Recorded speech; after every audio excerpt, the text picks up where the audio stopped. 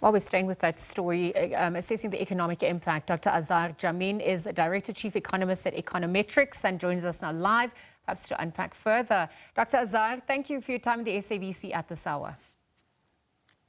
Pleasure. Thank you. Good afternoon. We're looking at global supply chain, the impact this is having on various sectors, including energy, manufacturing, logistics. Paint that picture for us as we speak. We've already seen quite a lot of disruption in one of the most prosperous economic areas of the world, namely the Gulf, where you've had three major airlines having to be grounded and are still grounded, losing a huge amount of traffic. That region actually carries around 90,000 passengers per day. So you can imagine what disruption this is having down the line, including in South Africa. The other thing is that a lot of goods are transported through those airports.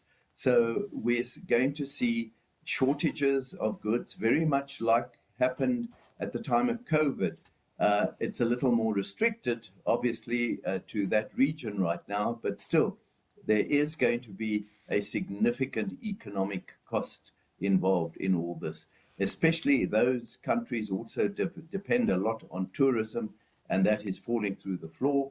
Airline tickets are going to rocket because of shortages of flights, and this will filter through into the entire world economy, not to mention higher oil prices translate into higher fuel price costs, and that into higher inflation, which in turn means, as Mr. Nader suggested, less chances of interest rate cuts and therefore less of a stimulus for the global economy. Yeah, no, thank you for speaking to that. I'm even just looking at indirect trade corridors at this point, example, the Suez Canal, the Red Sea routes.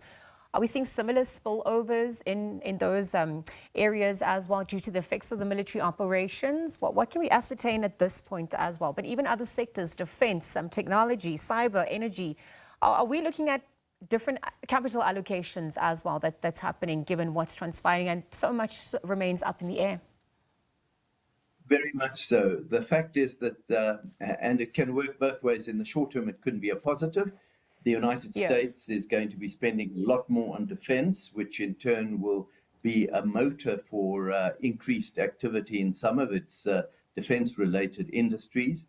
But on the other side, is the massive increase in US public debt that this will result in. Already, that's been at the heart of the concerns that global investors have had about the state of the world economy and the need to keep printing more and more money to pay for those for that debt.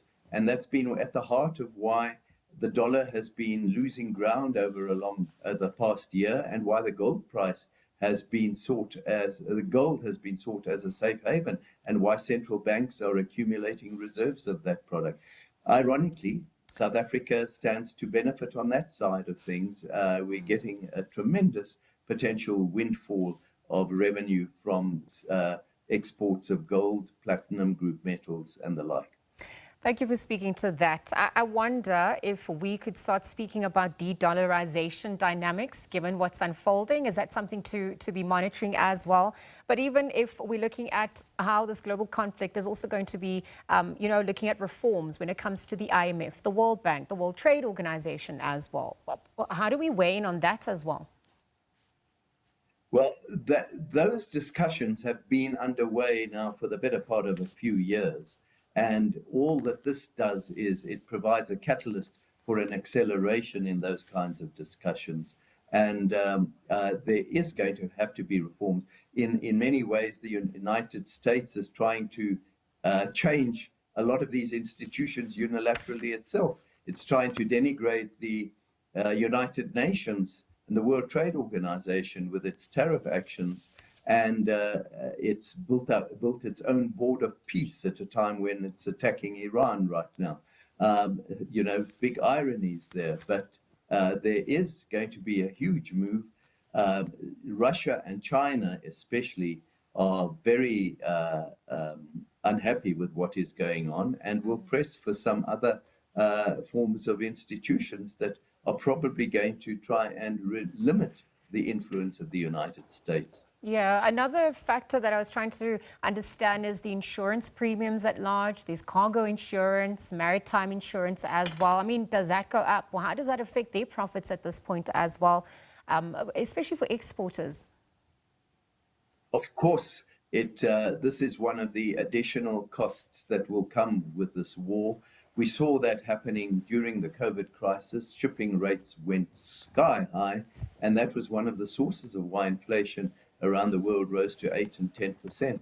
I think, and we're still seeing some of the effects thereof in the United States and elsewhere.